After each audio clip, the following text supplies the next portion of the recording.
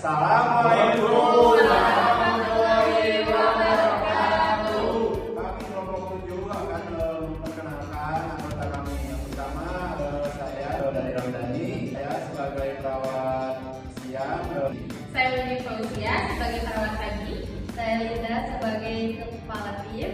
Saya Rudi sebagai perawat pagi. Saya Rita Marisa sebagai perawat siang. Saya Rani sebagai kepala ruangan. Saya dan kawan Ismail sebagai perawat siang. Di sini kami akan melakukan operasi dengan metode SBAR. Salah satu rutinitas penting yang dilakukan perawat di ruang rawat inap adalah pergantian shift. Pergantian ini harus dilakukan dengan baik agar tidak terjadi kesalahan dalam pemberian asuhan atau obat yang dapat memperburuk kondisi pasien. Oleh karena itu, perawat menggunakan teknik SBAR, Situation, Background, Assessment, Recommendation, untuk memastikan informasi disampaikan dengan jelas dan akurat.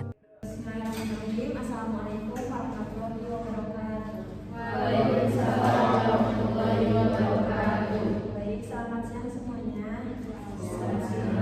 Baik, di sini kita akan melakukan operasi dari shift pagi ke shift siang ya. Sebelum melakukan operasi, alhamdulillah kita berdoa dulu ya supaya diberikan kelancaran. Mari kita berdoa dimulai. Berdoa selesai. Baik, untuk selanjutnya saya serahkan kepada kepala tim untuk melanjutkan. Ya, terima kasih kepada Ibu Rani.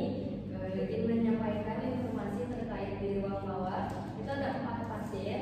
Yang pertama itu ada Ibu Nur yang dipegang oleh Dr. Nida dengan diagnosa diabetes mellitus tipe 2.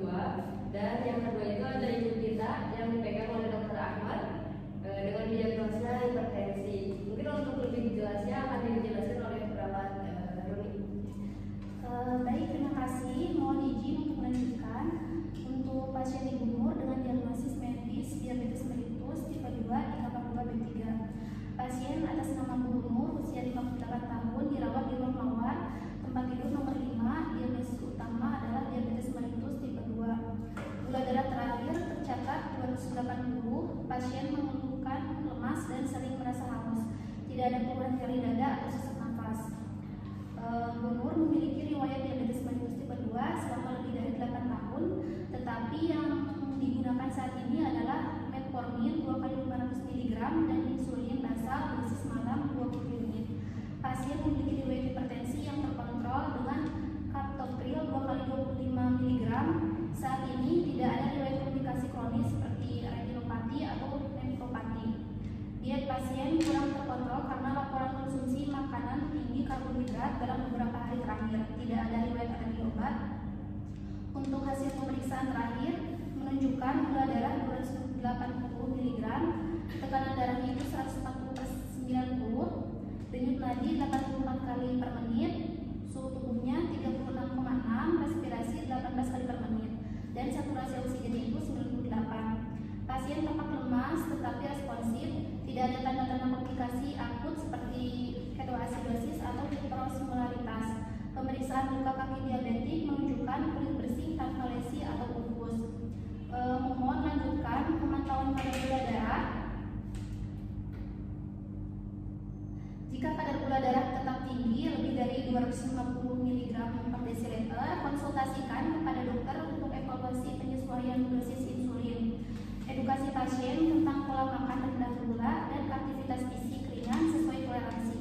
Jika keluhan lemas atau haus terus berlanjut, pertimbangkan pemeriksaan tambahan seperti elektrolit untuk memastikan tidak ada dehidrasi.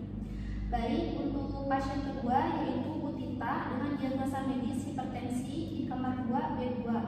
Pasien atas nama Bu Tita, usia 62 tahun, dirawat di ruang mawar, tempat tidur nomor 12. Diagnosis utama adalah hipertensi. Tekanan darah terakhir tercatat 170/100. Pasien mengeluh pusing dan sedikit mual. Tidak ada keluhan nyeri dada atau sesak nafas. Bu Tita memiliki hipertensi selama 10 tahun dan menggunakan amlodipin 10 mg per hari. Tidak ada riwayat gagal ginjal atau stroke. Pasien rutin kontrol, tetapi ada laporan ketidakpatuhan dalam konsumsi obat akhir-akhir ini. Tidak ada riwayat alergi obat. Untuk tekanan darahnya itu 170/100, denyut nadinya 88 kali per menit, suhu tubuhnya 36,7, respirasinya 18 kali per menit, dan saturasi oksigennya 98. Pasien tampak lemah tetapi responsif. Pemeriksaan fisik tidak menunjukkan tanda-tanda edema atau krepitasi di paru-paru, dan untuk pemeriksaan EKG-nya itu normal. Pasien mengaku sulit tidur dalam 2 hari terakhir yang kemungkinan turut memengaruhi tekanan darahnya. Mohon lanjutkan pemantauan tekanan darah jika tekanan darah itu tetap lebih dari 160/100. Konsultasikan untuk evaluasi penyesuaian dosis amlodipin atau tambahan terapi. Edukasi pasien tentang pentingnya kepatuhan minum obat dan pola makan rendah garam.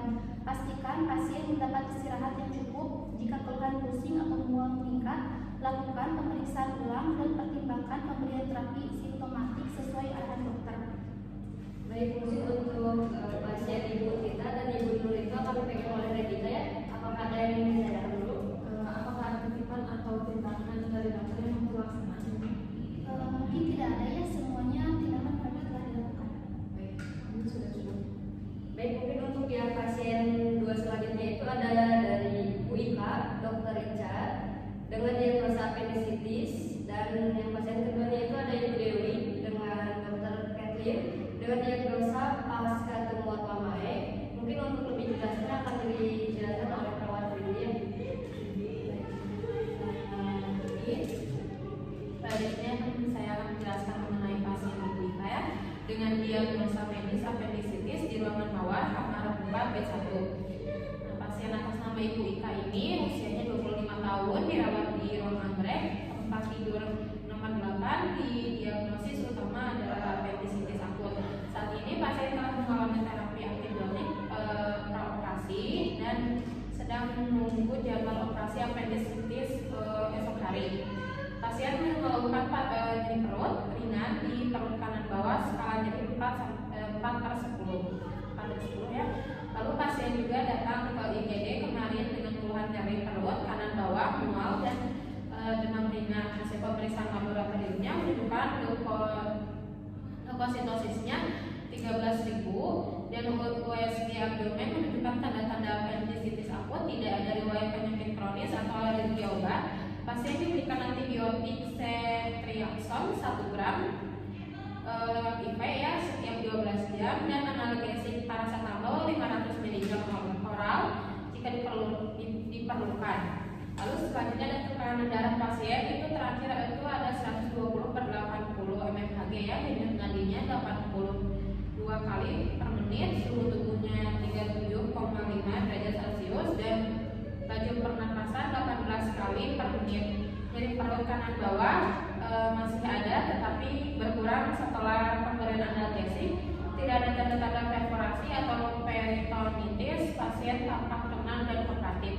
Mohon melanjutkan pemberian antibiotik sesuai jadwal, pemantauan tanda-tanda vitalnya setiap 6 jam dan berikan analgesik jika nyeri pada pasien meningkat. Lalu pastikan pasien tetap puasa total menjelang operasi. Jika pasien mengalami peningkatan nyeri perut atau tanda-tanda peritonitis seperti nyeri perut yang mengeluh, demam atau takikardia ya, segera konsultasikan ke dokter bedah untuk evaluasi lebih lanjutnya. Berikut juga untuk pasien Ibu Ika dan satu lagi ada Bu Dewi dengan diagnosa medis itu post operasi tumor mamanya di ruangan mawar kamar 4 B3. Pasien atas nama Ibu Dewi usia 45, dirawat di ruang melatih tempat tidurnya nomor 7. Pasien dalam kondisi post operasi pengangkatan tumor mamanya pada payudara kiri yang dilakukan kemarin pagi ya. Saat ini pasien mengeluh nyeri pada area operasi dengan skala nyeri 5-10. Drain masih terpasang dengan produksi cairan 100 ml per 24 jam terakhir. Pasien didiagnosis dengan tumor memae pada payudara kiri setelah pemeriksaan biopsi sebelumnya menunjukkan hasil tumor Cina. Tidak ada riwayat penyakit kronis seperti hipertensi atau diabetes. Pasien tidak memiliki riwayat alergi obat juga. Pasca operasi pasien telah diberikan antibiotik ceftriaxone 1 gram lewat IV setiap 12 jam dan analgesik ketorolak 30 mg lewat IV setiap 8 jam.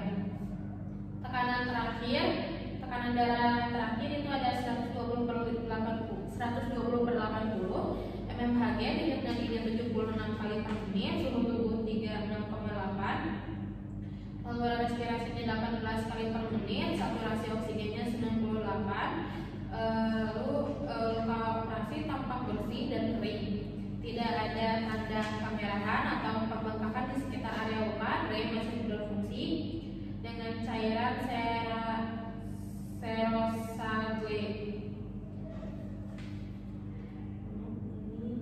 serosaguinosa. Pasien tampak kooperatif meskipun masih merasa nyeri ringan di area operasi. Untuk yang siang mohon lanjutkannya pemberian antibiotik dan analgesik sesuai jadwal, lakukan pemantauan produksi cairan drain setiap 6 jam dan catat jumlah serta karakteristik cairan. Jika produksi cairan meningkat lebih dari 200 mg per 200 ml per 24 jam atau terdapat tanda-tanda infeksi seperti demam atau kemerahan di area luka, segera konsultasi ke dokter bedah untuk edukasi pasien tentang mobilisasi dini untuk mencegah komplikasi pasca operasi, dan pastikan pasien merasa nyaman dengan dukungan bantal atau posisi tidur yang sesuai. Apa ada pasien yang akan pulang atau masuk ruangan IGD hari ini? Untuk yang pulang hari ini tidak ada ya. Kalau untuk tadi ada dari pihak IGD menelpon akan ada pasien nanti sore sekitar 2 orang. Perawat di antara oleh perawat ini. Diagnosisnya apa? Untuk diagnosa pasien baru, yang satu itu pasca kecelakaan, yang satu lagi pasien dengan sesak napas berat. Untuk amanat dokter tadi nanti tolong dilakukan perawatan luka untuk pasien yang mengalami kecelakaan dan pasang oksigen 3 liter untuk pasien yang sesak. Baik, mungkin untuk pasien baru dipegang oleh data ya. Baik Bu. Baik, untuk yang belum jelas mungkin nanti bisa ditanyakan